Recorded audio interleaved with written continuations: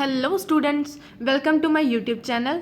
आज इस लेक्चर में हम फूड साइंस एंड टेक्नोलॉजी के आईसीआर एएसआरबी नेट एग्जामिनेशन के सिलेबस में से यूनिट 6 का topic 12th single cell protein के बारे में डिटेल में स्टडी करेंगे, जिसमें हम कवर करेंगे advantages of using microorganism, single cell protein के लिमिटेशंस क्या हैं यूज़ करने के, why do we need alternative source of food, properties क्या है सिंगल सेल प्रोटीन की, एंड न्यूट्रिशनल कंटेंट कितना होता है, वैल्यू कितनी होती है सिंगल सेल प्रोटीन में, एंड सिंगल सेल प्रोटीन को हम फ्रॉम एन एल्केन से कैसे प्रिपेयर कर सकते हैं, single cell protein from methanol, methane, ethanol, lignocellulose and CO2 से कैसे बनाते हैं, single cell protein evaluation and future perspectives को आज इस लेक्चर में हम डिटेल में स्टडी करेंगे। तो चलिए स्टडी स्टार्ट करते हैं। First of all, single cell protein introduction. Single cell protein is a protein extracted from cultured algae, yeast or bacteria and used as a substitute for protein rich food, especially in animal feed or as dietary supplements. Many types of animal feed contain single cell protein. ये कह रहे हैं कि जो single cell protein है वो protein है जो हमने एक्सट्रैक्ट की है कल्चरड एल्गी, ईस्ट या फिर बैक्टीरिया से, ठीक है, एंड उसको हम सब्स्टिट्यूट के तौर पे यूज़ कर रहे हैं प्रोटीन रिच फूड में, जैसे कि एनिमल फीड हो गया, उसमें हम इसको यूज़ करते हैं एज अ डाइटरी सप्लीमेंट। बहुत सारे एनिमल फीड्स में हम सिंगल सेल प्रोटीन यूज़ करते हैं, उनमें प्रेजेंट होती है। 60 से 80% dry cell weight contain nucleic acid, fat, CHO, vitamin and minerals rich in essential amino acids. जो सिंगल सेल प्रोटीन होते हैं उनका जो 60 से 80% ड्राई सेल वेट होता है उसमें nucleic acid, fat, vitamin and minerals present होते हैं, and single cell protein amino acids में रिच होती है। Microbes can be used to ferment some of the vast amount of waste material such as straw, wood or wood processing waste. जो micro organism होते हैं उन्हें हम use करते हैं फर्मेंट करने के लिए वेस्ट मटेरियल को। अब वेस्ट मटेरियल कौन कौन सा हो सकता है, जैसे कि स्ट्रॉज होगी, wood and wood processing waste हो गया, food, cannery and food processing waste हो गया, रेजिड्यूज़ हो गए, अल्कोहल प्रोडक्शन के बाद जो रेजिड्यू बचता है वो हो गया, या फिर ह्यूमन और एनिमल एक्सक्रीटा। जब हम सिंगल सेल प्रोटीन को डेवलप करते हैं माइक्रोब्स का यूज़ करके वेस्ट मटेरियल को फर्मेंट करने के बाद, माइक्रोब्स को हम यूज़ करेंगे वेस्ट मटेरियल को फर्मेंट करने के लिए। अब वेस्ट मटेरियल कौन कौन सा, wood, straw, cannery, food processing waste, residue from alcohol production, hydrocarbons and human and animal excreta. तो उसमें मेन प्रॉब्लम क्या आती है, जो सिंगल सेल प्रोटीन होता है उसको वेस्ट में से एक्सट्रैक्ट करने की है जो प्रॉब्लम आती है, वही होती है problem is the dilution and cost. ठीक है, the problem which extracting single cell protein from the waste is the dilution and cost found in very low concentration. जो सिंगल सेल प्रोटीन है वो बहुत ही लो कंसंट्रेशन में मिलता है, less than 5%। Engineers have developed ways to increase the concentration including centrifugation, floating, precipitation, coagulation, filtration or use of semi-permeable membranes.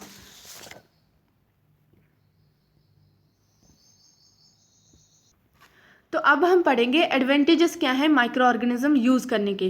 पहले ही हमने आपको बताया जो माइक्रो ऑर्गेनिज्म है वो हम वेस्ट मटेरियल को फर्मेंट करने के लिए यूज़ करते हैं, ठीक है। तो इनके एडवांटेजेस हैं, जो माइक्रो ऑर्गेनिज्म हैं वो ग्रो करते हैं बहुत ज़्यादा फास्ट रेट पे जब हम उन्हें ऑप्टिमल कंडीशंस प्रोवाइड करते हैं। जो क्वालिटी एंड क्वांटिटी होती है वो बहुत ज़्यादा बेटर होती है हायर प्लांट्स एंड एनिमल से ज़्यादा, ठीक है। जो wide range of raw material इसमें हम यूज़ कर सकते हैं। कल्चरल एंड जो फर्मेंटेशन कंडीशंस हैं वो भी बहुत ज़्यादा सिंपल होती हैं, एंड जो MO microorganism can be genetically manipulated. Advantages होने के साथ साथ सिंगल सेल प्रोटीन के कुछ लिमिटेशंस भी हैं, जैसे कि न्यूक्लिक एसिड कंटेंट है जो सिंगल सेल प्रोटीन में वो बहुत ज़्यादा हाई मात्रा में होता है। अगर हम माइक्रोब एज एल्गी यूज़ कर रहे हैं वेस्ट मटेरियल के लिए तो उसमें 40% न्यूक्लिक एसिड कंटेंट प्रेजेंट होगा, बैक्टीरिया वाले में 10 से 15% न्यूक्लिक एसिड कंटेंट होगा, एंड 5 से 10% ईस्ट ईस्ट माइक्रो ऑर्गेनिज्म अगर हमने यूज़ किया है फर्मेंट करने के लिए किसी वेस्ट को, तो उसमें न्यूक्लिक एसिड कंटेंट है जो उस वाली सिंगल सेल प्रोटीन में वो 5 से 10% होगा। एंड इस सिंगल सेल प्रोटीन में टॉक्सिक सबस्टांस एंड कार्सिनोजेनिक जो पदार्थ होते हैं, सबस्टांस होते हैं, उनकी भी प्रेजेंस होती है। Contamination of pathogenic micro organism, indigestion and allergic reaction हो सकती है। Production of food grade SCP is expensive. कुछ सिंगल सेल प्रोटीन्स बताई गई हैं जिनमें कौन कौन से माइक्रो ऑर्गेनिज्म एम्प्लॉय होते हैं, उन माइक्रो ऑर्गेनिज्म के नेम बताए गए हैं। जैसे ईस्ट में आते हैं Saccharomyces cerevisiae, Pichia pastoris and Candida utilis, Torulopsis and Geotrichum candidum, ठीक है। एल्गी में Chlorella and spirulina.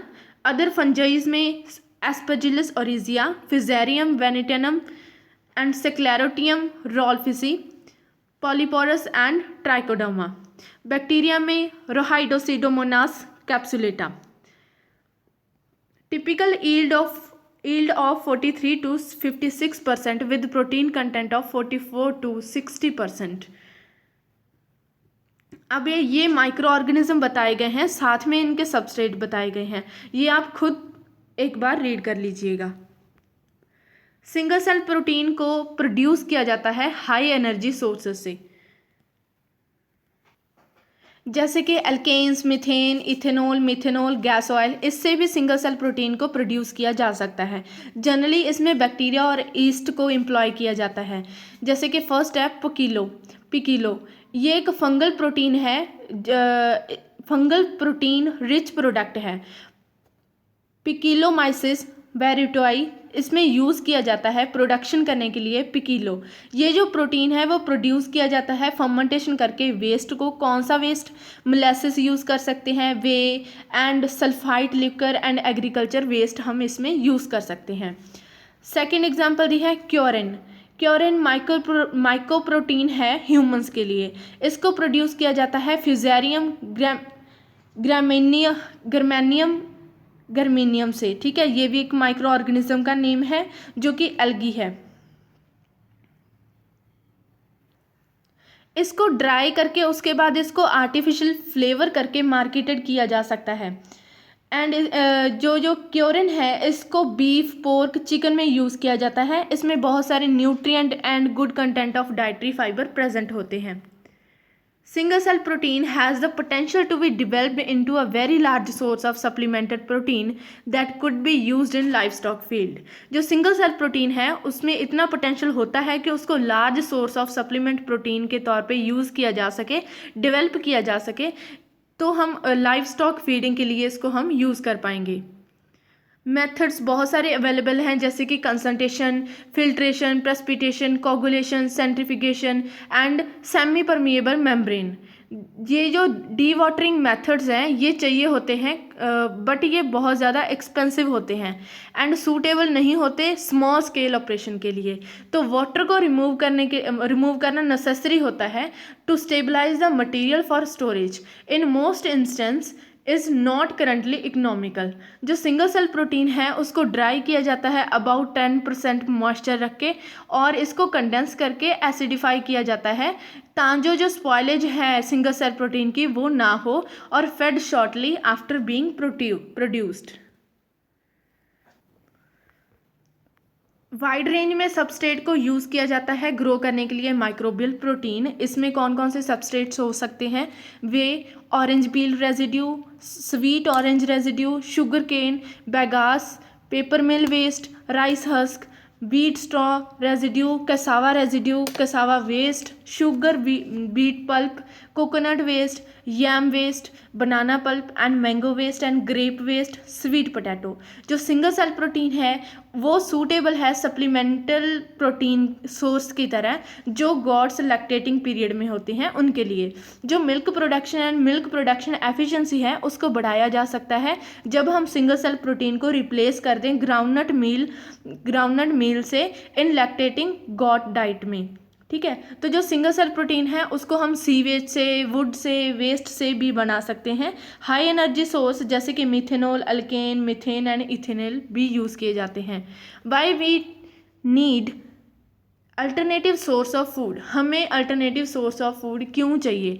About 50 years ago less developed areas of the world, जैसे कि Asia, Africa and South America, इनमें ये were the main exported of grains to the developed world. ठीक है, तो since 1948 the food flow has reversed from the developed world to the less developed, mainly due to the rate of growth of the world population, which was much higher in the less developed countries.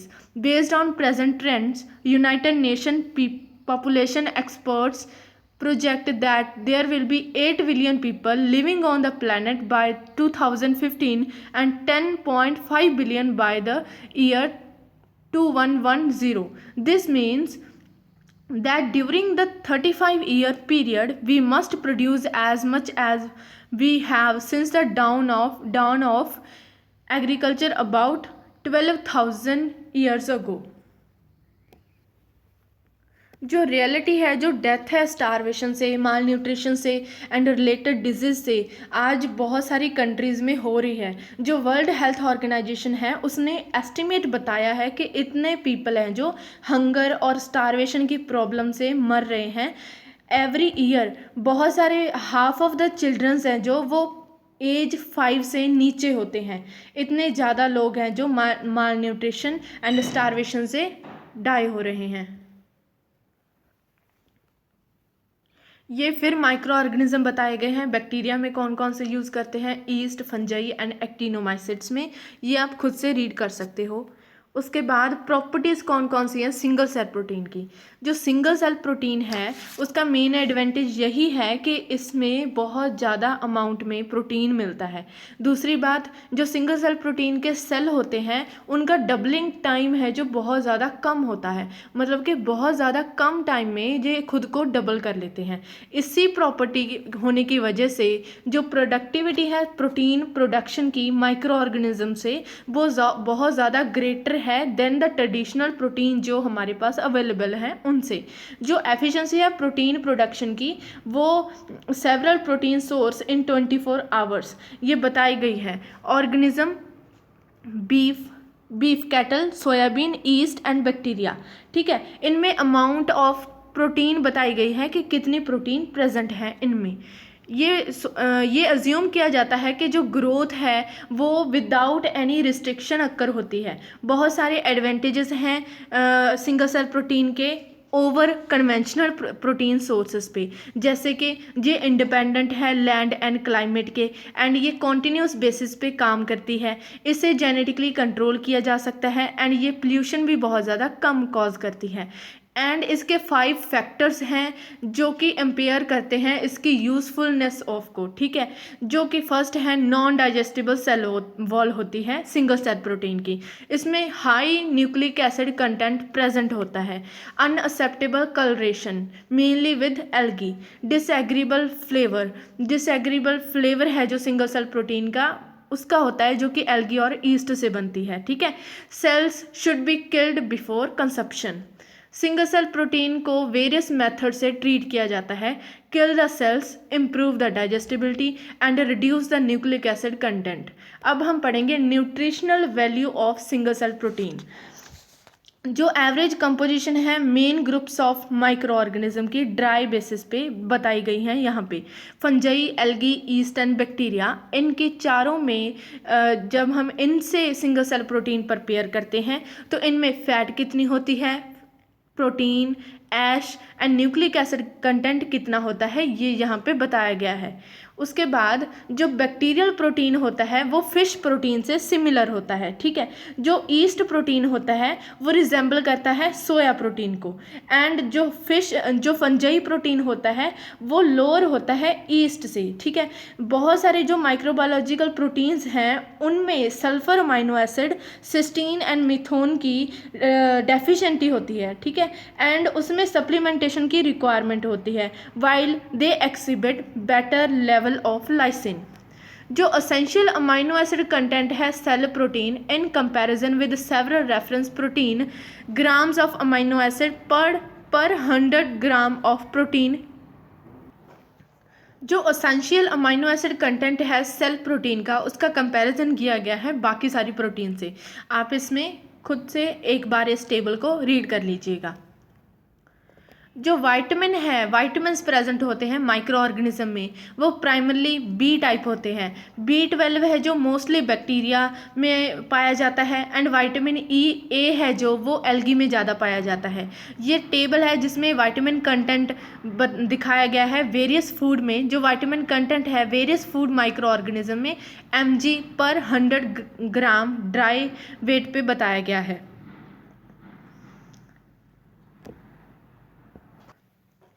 अब ये 4 micro organism दिखाए गए हैं इसमें, मोशिला हॉटेनस, Candida utilis and Saccharomyces cerevisiae, Methylomonas methanica. ठीक है, उसमें कितना थाइमिन है, कितना riboflavin, niacin, pyridoxine, pantothenic acid, choline, folic acid, biotin, vitamin B12, इन सब की मात्रा है जो mg/100 ग्राम ड्राई बेसिस पे बताई गई है। आप ये खुद से रीड कर लीजिएगा। नेक्स्ट इज जो न्यूट्रिशनल पैरामीटर्स हैं which evaluate the quality of given SCP are the digestibility, the biological value and the protein efficiency ratio and the net protein utilisation. अब हमने बात की कि बहुत सारा हाई अमाउंट में इसमें न्यूक्लिक एसिड कंटेंट प्रेजेंट होता है, वो अब हम उसकी प्रॉब्लम को डिस्क्राइब करेंगे। 70 से 80% जो टोटल सेल नाइट्रोजन है वो रिप्रेजेंट करता है अमाइनो एसिड को, एंड जो रेस्ट बचेगा वो सारा न्यूक्लिक एसिड होगा। जो कंसंट्रेशन होती है न्यूक्लिक एसिड की वो ज़्यादा होती है कन्वेंशनल प्रोटीन से। यही करैक्टर होने की वजह से जो ऑल फास्ट ग्रोइंग ऑर्गेनिज्म ये बनते जा रहे हैं। ठीक है, तो ये जो प्रॉब्लम है जो कि कंसप्शन ऑफ प्रोटीन होने के बाद होती है with high concentration of nucleic acid, कितना 78 to 25 ग्राम पर 100 gram protein dry weight is the high level of uric acid in the blood. ठीक है, अगर इतना high concentration of nucleic acid की कंसप्शन करेंगे तो high level of uric acid in the blood हो जाएगा, जिसकी वजह से गॉट नाम का डिजीज़ है जो वो हो सकता है। यूरिक एसिड एक प्रोडक्ट है जो कि प्योरिन मेटाबॉलिज्म करता है। बहुत सारे मैमल्स जैसे कि रेप्टाइल्स, मोलासेस, उनके पास एंजाइम होता है यूरिकेस। यूरिकेस एंजाइम के रिएक्शन के बाद जो एंड प्रोडक्ट बनता है वो प्योरिन मेटाबॉलिज्म इज एलेंटोइन। ठीक है, जो मैन हो गए, बर्ड्स हो गए, कुछ रेप्टाइल्स हो गए, उनमें यूरिकेस एंजाइम नहीं प्रेजेंट होता, तो वो उनका एंड प्रोडक्ट है जो वो प्योरिन डिग्रेडेशन बनता है जो कि है यूरिक एसिड। तो उसकी वजह से गॉट नाम का डिजीज़ है जो हो सकता है। डिजीज़ है जो वो ऐसा दिखता है जो कि पिक्चर्स में है। ठीक है, तो जो न्यूक्लिक एसिड कंटेंट की इतनी ज़्यादा मात्रा है उसको कम करने के लिए या फिर रिमूव करने के लिए कुछ मेथड्स, कुछ ट्रीटमेंट होते हैं, जैसे कि केमिकल ट्रीटमेंट होता है NaOH के साथ, treatment of cell with 10% of NaCl thermal shock treatment होता है। ये जो मेथड है ये किया जाता है कि हम रिड्यूस कर सकें RNA कंटेंट को अबाउट 7% to 1%, जो कि कंसीडर किया जाता है विद इन एक्सेप्टेबल लेवल। अब हम देखेंगे जो सिंगल सेल प्रोटीन है उसको N एल्केन से कैसे बनाया गया था। ठीक है, तो इन द लेट 1950s में जो ब्रिटिश पेट्रोलियम थे, जिसे हम BP बोलेंगे, उन्होंने इंटरेस्ट दिखाया ग्रोथ ऑफ माइक्रो ऑर्गेनिज्म में इन C12 से C20 एल्केन्स में। ठीक है, ये जो कॉन्स्टिट्यूट था वो वैक्स फ्रैक्शन था जो कि गैस ऑयल्स में फॉर ट्रीटिंग के लिए यूज़ की जाती थी। कुछ क्रूड ऑयल्स जिनमें 15% वैक्स होता है, एंड ये जो वैक्सेस होती हैं उनको रिमूव करना पड़ता है since they make oil more viscous, participate out at low temperature, block tubes etc. जो BP है ब्रिटिश पेट्रोलियम, इन्होंने 2 ईस्ट को यूज़ किया, 2 ईस्ट को यूज़ किया। फर्स्ट तो था Candida lipolytica and second is C tropicalis. इन्होंने 16,000 टन ईयर इससे प्लांट में इन कैप लेवेरा बिल्ट किया, एंड इन फ्रांस में 4,000 ton year plant in England. ठीक है, द प्रोडक्ट, जो प्रोडक्ट प्रोड्यूस करते थे ये दोनों माइक्रो ऑर्गेनिज्म को यूज़ करके, उसे बोलते थे टॉपरिना। यूके में ये जो प्रोडक्ट था टॉपरिना जी, ये एक प्योरर प्रोडक्ट माना जाता था। जो कि फ्रांस है, उन्होंने इसे अभी तक सेपरेट नहीं किया था एल्केन से। ठीक है, दोनों जो बोथ प्रोसेसेस हैं उनमें NH3 और N सोर्स एंड Mg आइन है जो उसकी ईल्ड को बढ़ाया गया था। इसमें कोई और कार्बन सोर्स है जो यूज़ नहीं किया गया था। फॉर 12 ईयर टॉपरिना को टेस्ट किया गया फॉर उसकी टॉक्सिसिटी है उसमें कि नहीं, कार्सिनोजेनिसिटी की होने की वजह है कि नहीं, उसको टेस्ट किया गया and marketed as a replacement for fish meal in high protein feeds and इसको replacement for skimmed milk powder and milk replacer के लिए भी यूज़ किया गया। तो इसका जब इन्होंने टेस्ट किया था टॉक्सिसिटी एंड कार्सिनोजेनिसिटी को, तो उसमें कोई भी साइन नहीं आया है टॉक्सिसिटी एंड कार्सिनोजेनिसिटी का। इन स्पाइट ऑफ दिस जो पीपल थे वो कंसर्न थे एरोमेटिक हाइड्रोकार्बन होने की वजह से, तो may be carried over to SCP। जो मेन ऑपोजिशन थी वो जापान से आई, जहाँ पे environmental group and university professors ने कंडेम्ड किया कि जो SCP है वो डेंजरस है एंड ये जो मैटर था वो पॉलिटिकल बन गया। इन 1972 एक स्पेशलाइज्ड कमेटी बैठाई गई जिन्होंने डिसाइड किया कि जो SCP है वो ओनली एनिमल फीडिंग के लिए यूज़ किया जाएगा। तो उसके बाद जो जापान था उन्होंने एक फर्स्ट कंट्री थी जिन्होंने बैन कर दिया पेट्रोकेमिकल प्रोटीन को। जो इटालियन गवर्नमेंट थी उन्होंने ऑर्डर किया कि वो स्टडीज़ करें कि ये कोई हैज़ार्ड शो करती है या फिर कार्सिनोजेनेसिस हो सकता है SCP होने की वजह से। तो जो पिग्स थे उनको 30% टॉपरिना खिलाया गया उनकी डाइट में, तो उन्होंने शो किया less and paraffin in their fat tissue than those fed on pasture. Based on this evidence, the Italian government agreed to use of toprina in limited amount and only for export. In 1977, Italy stopped the SCP production for alkanes altogether due to the increase in oil prices. The price of soya was more competitive. Now there is no factory which produce any petrochemical protein. Next is SCP from methane. Methane एक cheap, abundant and without the toxicity problem of alkane एक source है, एक method है। ये constituent है North Sea gas का and इसको produce किया जा सकता है ड्यूरिंग एनारोबिक डाइजेशन भी। ठीक है, जो मीथेन है उसमें most highly reduced form of carbon present होती है एंड ये हाई ईल्ड सेल ईल्ड प्रदान करता है and amount of gas consumed come amount of gas consume करके। जो जनरल मिथाइलोमोनास एंड मिथाइलोकोकस, ये जो इन दोनों को यूटिलाइज किया जाता है मिथेन में एज अ कार्बन सोर्स। ये जो दोनों स्पीशीज हैं वो एक्सटेंसिवली स्टडी की गई is Methylomonas methanica. Nitrates and ammonia salt है जो वो नाइट्रोजन सोर्स की तरह यूज़ किया गया। परहैप्स मोस्ट इम्पॉर्टेंट वर्क है जो इस फील्ड का वो इंग्लैंड में हुआ एंड जो इसके प्रोसेस में मिथेन ऑक्सीडेशन हुआ by stable mixed culture. There were a methane utilisation and a Hyphomicrobium 2 rods जो कि असाइनोबैक्टर एंड फ्लेविबैक्टीरियम की थी। ये जो मिक्स्ड कल्चर है वो एक तरह का सिम्बायोसिस कल्चर की तरह उसने काम किया। सिम्बायोसिस का ये एक बेस्ट एग्जांपल है। ये जो प्रोसेस था वो 1970 में बिगन हुआ इन अ 300E pilot plant at UK. In spring 1976, Shell stopped commercialization and its development plan were indefinitely postponed. This decision was based on 3 factors. ये जो प्लांट था वो 1976 में स्टॉप कर दिया गया। क्योंकि इन फैक्टर होने की वजह से। First is low price of soybean and maize and the potential of many countries for expanding existing protein sources, the difficulty in applying shells sophisticated process in underdeveloped countries. Next is SCP from methanol.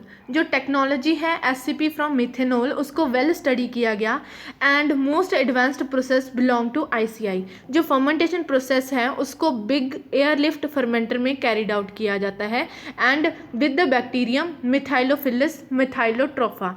ठीक है, ये जो micro organism है उसको select किया गया था other methanol यूटिलाइजर से स्क्रीनिंग टेस्ट करने के बाद एंड पैथोजेनिसिटी एंड टॉक्सिसिटी को टेस्ट करने के बाद। ठीक है, जो नाइट्रोजन सोर्स था उसके लिए अमोनिया को यूज़ किया गया एंड जो प्रोडक्ट प्रिपेयर होके आया उसको हमने बोला प्रोटीन। ठीक है, जो प्रोटीन था उसमें 72% क्रूड प्रोटीन था एंड उसको feed as a source of energy market किया गया।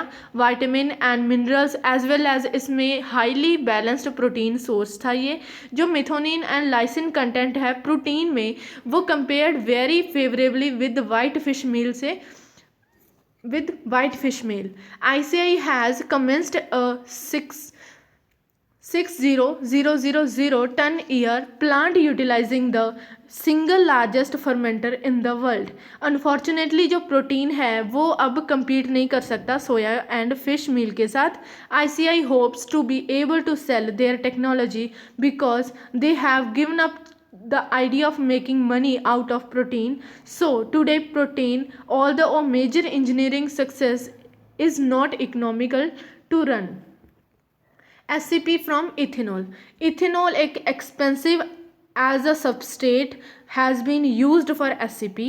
जो प्रोसेस था वो Amoco company in the US से आया था जिसमें फूड ग्रेड ईस्ट टोरूला को यूज़ किया था। जो प्रोडक्ट था उन्होंने इस प्रोडक्ट को टोरूटीन के नाम से सोल्ड किया था एंड जो गवर्नमेंट ने इसके लिए क्लियरेंस दी थी मार्केट में in Canada and Sweden.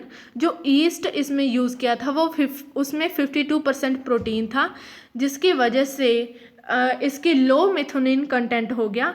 Level has a PER of about 1.7, the PER of wheat from 1.1 to 2.0। जो टोरूटीन था उसको मार्केट किया गया as a flavour enhancer of high nutritional value and replacement करने के लिए मीट की, मिल्क की एंड एग प्रोटीन की। ये भी बहुत ज़्यादा सक्सेसफुल नहीं हुआ यूनाइटेड स्टेट्स में क्योंकि जो सोया था वो प्लेंटीफुल एंड चीप था जो कि alternative and substitute to meat and egg diet के तौर पे सर्व किया जाने लगा। Next is microprotein. जो माइक्रोप्रोटीन है ये डेवलपमेंट थी रैंक्स ऑफ होविस मैकडॉवल्स की जो कि ओनली माइक्रोप्रोटीन थी जो कि एडिबल थी ह्यूमंस के लिए। ठीक है, ह्यूमंस खा सकते थे जिसको। इसमें फिजेरियम ग्रामिमियम नाम का जो माइक्रो ऑर्गेनिज्म है उसको यूज़ किया जाता है मोलासिस पे या फिर ग्लूकोज पे। जो मीडिया होगा इसका मीडियम होगा वो NH3 होगा जिसमें nitrogen source and pH control होगा एंड जो प्रोडक्ट है heat treated for RNA reduction के लिए। The product is heat treated and RNA reduction. जो माइसीलियम है उसको सेपरेट किया जाता है वैक्यूम फिल्ट्रेशन से एंड टेक्नोलॉजिकली ट्रीट किया जाता है to match food texture. In the UK it is marketed as pies and is considered a success since having less fat than meat। इसमें फैट बहुत ज़्यादा कम होती है मीट से एंड इसको सोल्ड किया जाता है at a premium price. Next is SCP from lignocellulose mushrooms. तो जो लिग्नोसेलुलोजिक वेस्ट है मेनली इसमें एग्रीकल्चर का वेस्ट आता है। ठीक है, जिसमें बहुत सारा सिंगल सेल प्रोटीन का सबस्ट्रेट होता है जिसको रिन्यूएबल कर सकते हैं। वर्ल्ड में एनुअल प्रोडक्शन है जो स्ट्रॉ की फॉर एग्जांपल रीच कर गई है 600 million ton every year. Greece में राई एंड वीट के बाद जो स्ट्रॉ निकलती है उसमें ये मोस्ट इम्पॉर्टेंट सीरियल से जो स्ट्रॉ निकलती है वो 1.5 मिलियन टन पर ईयर हो चुकी है। इस स्ट्रॉ या फिर इस लिग्नोसेलुलोजिक मटेरियल है जो वेस्ट है उसको यूटिलाइज करने के लिए पहले उसको प्री ट्रीटमेंट करना पड़ता है, नेसेसरी होता है जो कि, एंड प्री ट्रीटमेंट मेथड में एल्कली या फिर एसिड ट्रीटमेंट कर सकते हैं, steam exploration and even x-ray radiation treatment किया जाता है। जो प्रेजेंट टाइम्स में इकोनॉमिकली यूटिलाइजेशन है जो लिग्नोसेलुलोजिक वेस्ट की, वो मशरूम प्रोडक्शन के लिए की जाती है। ठीक है, एग्रीकस बायोस्पोरस एक मेनली इम्पॉर्टेंट है जो कि जिसमें लिग्नोसेलुलोलिटिक एंजाइम्स होते हैं जिसको फूड कल्टीवेट करने के लिए एशिया और अफ्रीका में यूज़ किया जाता है। Some are of great economical significance and are cultivated in on industrial scale. Example of important ones including the following species: Volvariella species, Lentinus and edodes species. Next is single cell protein from CO2। Spirulina common name है जो human and animal food supplement produce करने के लिए 2 species उसमें use की जाती हैं। Cyanobacteria को ब्लू ग्रीन एल्गी भी बोला जाता है, एंड आर्थरोस्पिरा प्लैंटिटेनिस।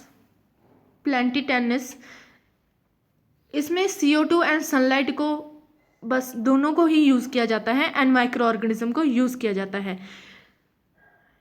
स्पिरुलिना को यूज़ किया जाता है ह्यूमन डाइटरी सप्लीमेंट के लिए एंड होल फूड की तरह भी यूज़ किया जाता है in the form of tablet, flake and powder form में। इसको यूज़ किया जाता है फीड सप्लीमेंट के लिए in the aquaculture, aquarium and poultry industries में। न्यूट्रिएंट्स, अब स्पिरुलिना में कितना न्यूट्रिएंट प्रेजेंट है उसके बारे में बात करेंगे। प्रोटीन, जो स्पिरुलिना है उसमें unusually high amount of protein present होता है बिटवीन 55% से 77% बाय ड्राई वेट। ठीक है, डिपेंड अपॉन द सोर्स कौन सा है। It is a complete protein containing, इसमें सारे एसेंशियल अमाइनो एसिड्स होते हैं and reduced amount of methionine भी प्रेजेंट होती है, साइटोसिन एंड लाइसिन भी प्रेजेंट होती है as compare to protein of meat, egg and milk. ठीक है, इट इज़ हाउएवर superior और to tropical plant protein such as from legumes. Essential fatty acids कौन कौन से प्रेजेंट होते हैं स्पिरुलिना में? Gamma linolenic acid and alpha linolenic acid and stearidonic acid,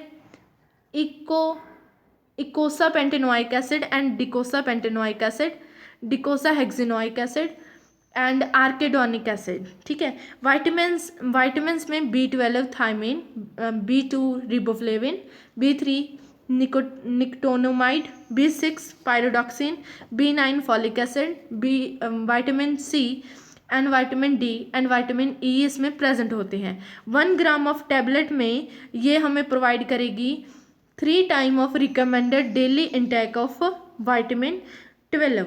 ठीक है, तो जो मिनरल जो स्पिरुलिना में प्रेजेंट होते हैं potassium, calcium, chromium, copper, iron, magnesium, manganese, phosphorus, selenium, sodium, zinc. Photosynthetic pigments कौन कौन से प्रेजेंट होते हैं? Chlorophyll A, xanthophyll, beta carotene, zeaxanthin and canthaxanthin, plus the phycobiliprotein and C phycocyanin and allophycocyanin. Next is chlorella. जो chlorella होती है ये single cell green algae होती है, इसमें फ्लैजेला नहीं होता। इसमें ग्रीन फोटोसिंथेटिक पिगमेंट प्रेजेंट होते हैं जैसे क्लोरोफिल A एंड B इसके क्लोरोप्लास्ट में प्रेजेंट होते हैं। जब फोटोसिंथेसिस होती है तो क्लोरेला है जो रैपिडली मल्टीप्लाई कर लेती है एंड ओनली कार्बन डाइऑक्साइड इसको चाहिए होती है, water and sunlight and small amount of mineral चाहिए होते हैं इसको रिप्रोड्यूस करने के लिए। जो पोटेंशियल सोर्स है फूड एंड एनर्जी का, ये क्लोरेला है जो पोटेंशियल सोर्स है फूड एंड एनर्जी का, क्योंकि इसमें फोटोसिंथेटिक एफिशिएंसी होती है and reach 8% comparable with other highly efficient crop such as sugar cane. ये एक अट्रैक्टिव फूड सोर्स है बिकॉज इसमें हाई अमाउंट ऑफ प्रोटीन होता है एंड असेंशियल न्यूट्रिएंट प्रेजेंट होते हैं। जब हम इसे ड्राई करते हैं तो 45% इसमें प्रोटीन निकलता है, 20% fat, 5% carbohydrate, 5% fibre, 10% minerals and vitamins. क्योंकि ये सिंगल सेल्ड एल्गी होती है, इसको हार्वेस्ट करना एंड प्रैक्टिकली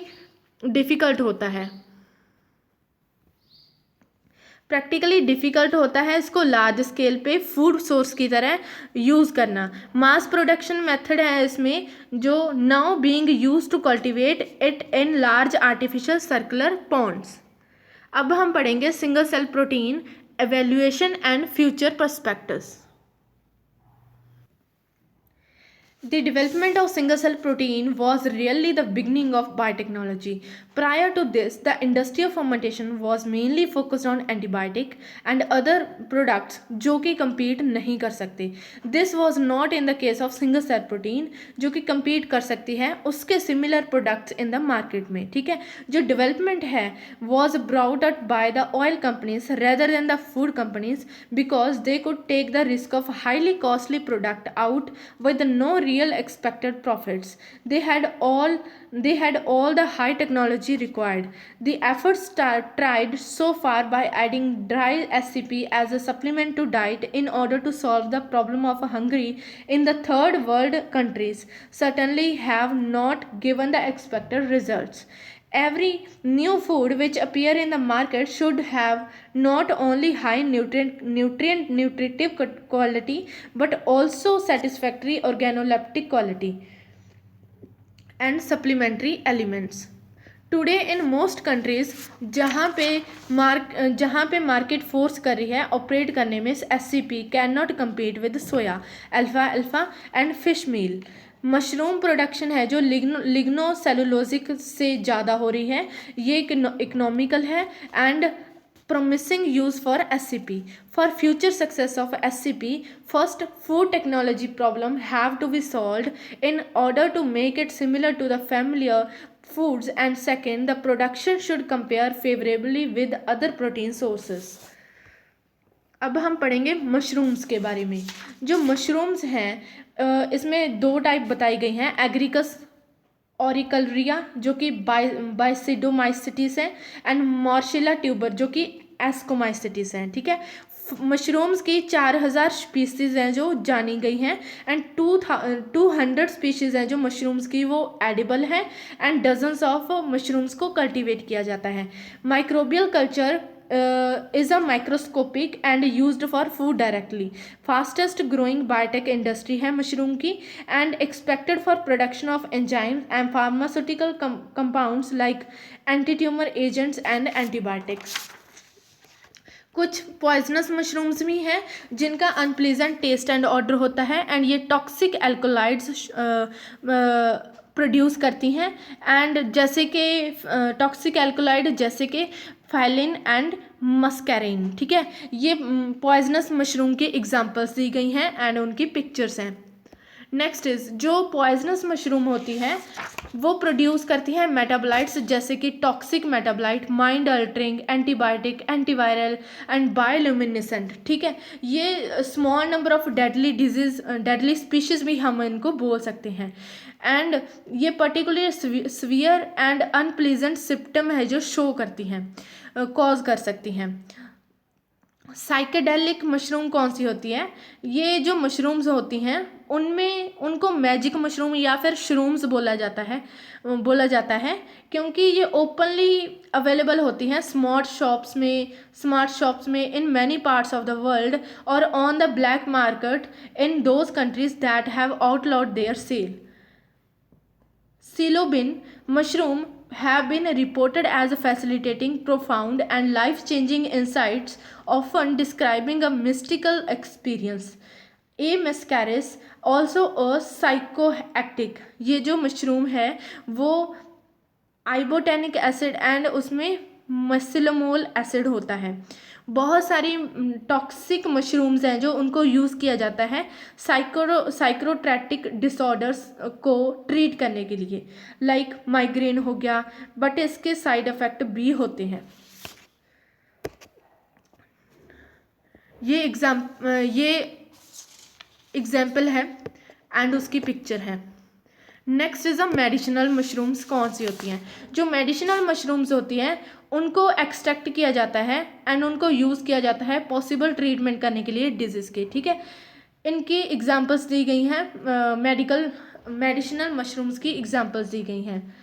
एंड ये ट्यूमर ग्रोथ को भी इनहिबिट कर सकती हैं, इम्यून सिस्टम को रिस्पॉन्सेस को मॉड्यूलेट कर सकती हैं। Some medicinal mushroom isolate that have been identified also show cardiovascular, antiviral and antibacterial, antiparasitic, anti-inflammatory and anti-diabetic properties। बहुत सारी मशरूम्स हैं जो ये सारी प्रॉपर्टीज शो करती हैं। Currently several extracts have widespread use in Japan, Korea and China as adjuncts to radiation treatment and chemotherapy। Pigments और जो क्रोमोस्फोर्स होते हैं उनको यूज़ किया जाता है डाइंग करने के लिए पैकेजिंग की, ठीक है। अब हम बात करेंगे न्यूट्रिशन कितना होता है मशरूम्स में। मशरूम्स को वेजिटेबल मीट भी बोला जाता है वेजिटेरियंस के लिए। इसमें 80 से 90% वाटर प्रेजेंट होता है एंड ये रिच सोर्स है प्रोटीन का। एंड इसको सारी तरह जो मशरूम होती हैं एडिबल मशरूम उनको डाइजेस्ट करना इजी नहीं होता। इसमें fats and free fatty acid content present होता है, मिनरल प्रेजेंट होते हैं, हैवी मेटल्स इसमें मिलते हैं जैसे कि CR and CD। Delicious recipe इससे बनाई जा सकती है जैसे कि mushroom soup, paper and paneer and pulao and egg, ठीक है। जो मशरूम्स हैं उसमें लो कैलोरी फूड होता है जिसको हम रॉ या फिर कुक करके ईट कर सकते हैं, गार्निश करके टू द मील, ठीक है। रॉ डाइटरी मशरूम्स हैं जो गुड सोर्स होती हैं विटामिन का and riboflavin, niacin, pantothenic acid, essential minerals का जिसमें सेलेनियम आ जाता है, copper, potassium, fat, carbohydrate, calorie content इसमें प्रेजेंट होता है। And with the absence of vitamin C and sodium इसमें मशरूम्स में नहीं प्रेजेंट होता एडिबल मशरूम्स में। जब हम इन्हें अल्ट्रावायलेट लाइट से एक्सपोज करवाते हैं तो जो नेचुरल एर्गोस्ट्रोल्स हैं मशरूम्स में वो विटामिन D2 प्रोड्यूस कर देते हैं। A process now exploited for the functional food retail market. Disadvantage क्या है? डिसएडवांटेज ये है कि इसकी जो टेंडेंसी है अकोमुलेट करने की heavy metal and radio activity वो बहुत ज़्यादा हाई होती है। Next is production of mushroom. Advantages of edible mushroom. तो जो एडिबल मशरूम्स होती हैं उनका एडवांटेजेस क्या है? उसको हम वेस्ट सबस्ट्रेट पे ग्रो कर सकते हैं जो कि चीप है, इंडस्ट्रियल है एंड वुड वेस्ट भी हम इसमें यूज़ कर सकते हैं। हाई न्यूट्रिटिव वैल्यू होती है, being rich in vitamin, protein and mineral, ठीक है। हाई डिमांड है इसकी क्योंकि डिफरेंट वे से हम इसको कुक कर सकते हैं। CHO कंटेंट है इसमें जो बहुत ज़्यादा कम होता है, डायबिटीज़ के लिए गुड होता है। प्रोडक्शन कैसे करते हैं मशरूम की? पहले फर्मेंटेशन प्रोसेस होता है जिसमें सॉलिड स्टेट फर्मेंटेशन भी की जाती है। स्ट्रॉ, ये जो वेस्ट बताया गया है, straw, sawdust, compact wooden logs, horse dung, pig dung, इनको यूज़ किया जाता है। लो टेंडेंसी यूटिलाइजेशन होती है इन सोफिस्टिकेटेड मॉडर्न बायोटेक्नोलॉजी में। मोस्ट कॉमन कौन कौन सी मशरूम्स उगाई जाती हैं? शिटेक एंड बटन मशरूम, ये एग्जांपल्स हैं। पैडी स्ट्रॉ मशरूम भी उगाई जाती है। And next is oyster mushroom, moral mushroom, इसकी हनीकॉम्ब लाइक स्ट्रक्चर होती है एंड ये फॉरेस्ट फायर्स में बहुत ज़्यादा मिलती है। अब ये प्रोसेस है, स्टॉक कल्चर से स्पॉन प्रेपरेशन करनी है पहले तो, उसके बाद पहले फॉर्मुलेशन करनी है एंड कंपोस्ट की प्रेपरेशन करनी है, उसके बाद उसको स्टरलाइजेशन कर देना है, फिर कंपोस्ट को ट्रेज में स्प्रेड करना है एंड स्वॉपनिंग करनी है। स्वॉपनिंग रनिंग हो रही है जिसकी ideal conditions 15 degree Celsius temperature है एंड pH 7 है एंड ह्यूमिडिटी 70 से 80% है। उसके बाद जो मशरूम्स हैं उसको 7 to 10 डेज में उसके बाद उसको हार्वेस्ट कर लेना है एंड उसको मार्केट करना है। जो लाइफ है मशरूम की वो 8 से 12 आवर्स में, unless stored at low temperature 2 से 5 डिग्री सेल्सियस और कंज्यूम्ड, स्टोर और कैंड लाइफलाइज्ड। ये लेक्चर हमारा यहीं पे समाप्त होता है। अगले लेक्चर में मिलेंगे किसी न्यू टॉपिक के साथ। Thank you for watching. Have a nice day.